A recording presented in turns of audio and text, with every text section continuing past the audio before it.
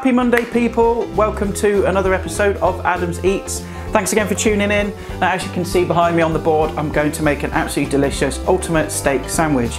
It's a classic, everybody loves it, and I can't wait to eat it. Mine's slightly different because I'm going to serve it with a Chilean condiment called Pebre. It's absolutely delicious, really simple to make. You know, it sounds exotic, but it really isn't. And basically it's a nice salsa type sauce with lots of tomato, garlic, some red onion, olive oil, some red wine vinegar, and also finished off with some coriander or cilantro to my American friends. Now, if you don't like coriander, then just leave this sauce out completely, because I know like coriander can taste like soap to some people, right? I absolutely love it, but if you don't, leave it out. Another sauce you can make is just get some really good store-bought mayonnaise and mix it up with some whole grain mustard, use that instead. So that's what we're going to make today, folks. Again, following that usual drill, if you hit the pause button, make a list of those ingredients, and then if you pop down here, we'll have a look at some steak. Right, let's talk about steak. Now, you can use whatever steak that you want, okay? Rump, sirloin, fillet, ribeye, but the cut I'm using today is called ranch steak, which is a cheaper cut of steak, but it's absolutely delicious provided you take a bit of care with it. You can't overcook it, you can't do this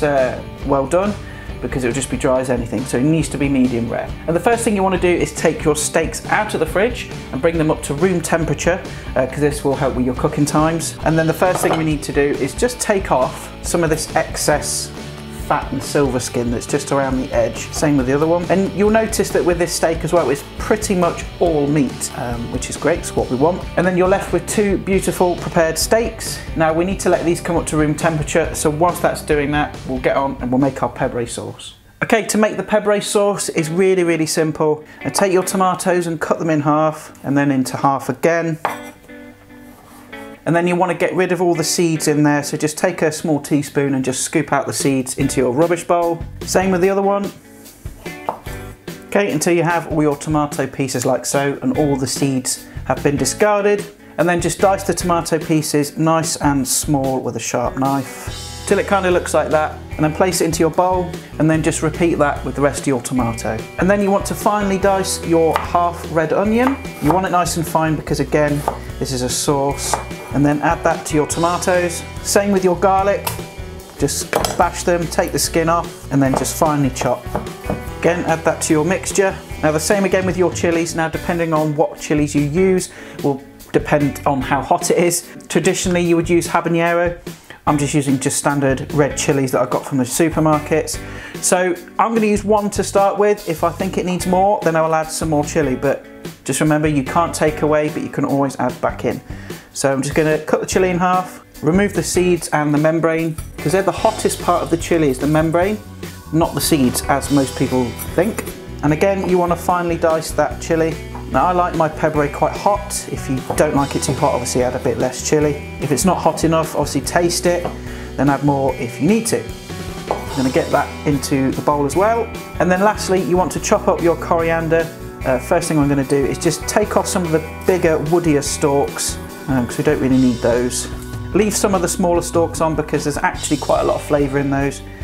And then just gather it all up into a bunch, and then just finely chop that as well. And again, add that to your bowl. Right, so we've got our dry ingredients here, and I'm just going to add a touch of red wine vinegar, about 2 tablespoons. You can always add a bit more if it needs it. Some pepper, a little bit of salt, and then you want to start adding your olive oil. And you want enough just to bring it together into a sauce, which will be about 6 tablespoons, something like that. You don't want it too runny, because remember, it's going to go into a sandwich. If it's too runny, it's going to go all over the place. Obviously taste the sauce, because obviously you can adjust the seasoning. Add a bit more vinegar, add a bit more oil, a bit of pepper, a bit of salt, you know, tailor it to how you like it. And also if you want a bit more chili in there, chuck some more in as well. But that's absolutely fine for me. Now, it does benefit from sitting for a while, so I'm just going to cover it with some cling film. And I'm just going to pop it in the fridge for about half an hour or so, just so these ingredients can get to know each other better. And then we'll cook our steaks. Okay, so whilst the Pebre is sitting in the fridge and marinating nicely, we're just going to get on and prep our steaks, which couldn't be simpler. I've just patted them dry with a bit of kitchen paper, and I'm just going to drizzle with a little bit of olive oil. Always oil your steaks, never the pan, or else you'll end up with smoke everywhere. Just massage that in, turn it over, again on the other side. Then just add plenty of black pepper, flip them over, same the other side. Beef absolutely loves pepper, so Get plenty on there.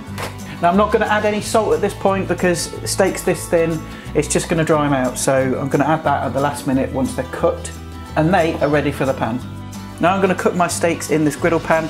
You can use a frying pan if you want to, but you want to get it nice and screaming hot. And once it's nice and hot, you can get your steaks in.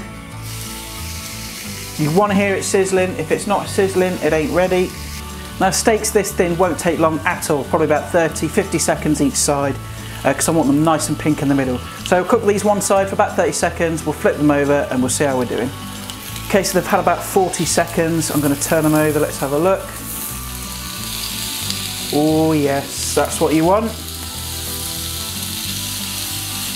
That gorgeous char, that's what you're looking for. So we'll cook these another 35-40 seconds on this side and they are done. And I've just put the steaks on some tin foil and I'm just going to wrap them up lightly because that will keep them nice and warm and also will help them rest as well. Leave those for about 5 minutes whilst we get on and assemble the rest of the sandwich. Now here I've got a nice ciabatta loaf. You can use any kind of bread you want, you know, farmhouse loaf, something like that.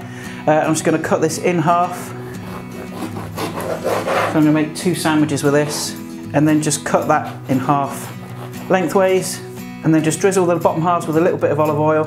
And then in the same pan that you cooked your steak in, turn the heat back on and then get your bottom halves of your ciabatta into that pan and then just toast them lightly on one side and then we're ready to go. Right, so we've got our steaks, we've got our nicely toasted ciabatta and here I've got some mayonnaise. Now remember the foil that we rested our steak in? You just want to take the juices that have collected and pour that in to that mayonnaise. Give that a good old mix up. And then just spoon some on the bottom of your ciabattas, spread it out, and then just taking a nice sharp knife, you want to get that steak sliced nice and thin. Look how lovely and pink that is.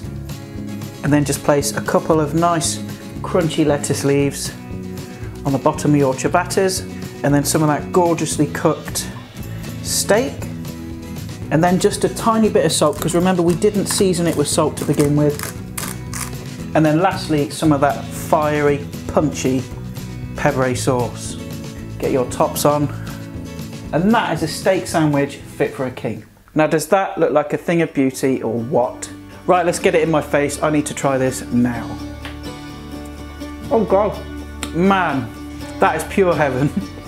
There's so many textures in there. So many different flavours. That steak is so juicy and tender. And that Pebre, it's really easy to put together, but it's such a versatile sauce. I mean, you're going to have a bunch load left over, but it will quite happily sit in the fridge for a good few days, no problem. Slate that over some pork chops, bit of fish, some chicken, absolutely great. Well, there we are guys, that is my ultimate steak sandwich. You've got to make it, it's absolutely delicious. Simple to make, and if you play it right, it doesn't really cost that much either. Get a cheaper cut of steak, you know, I use ranch steaks.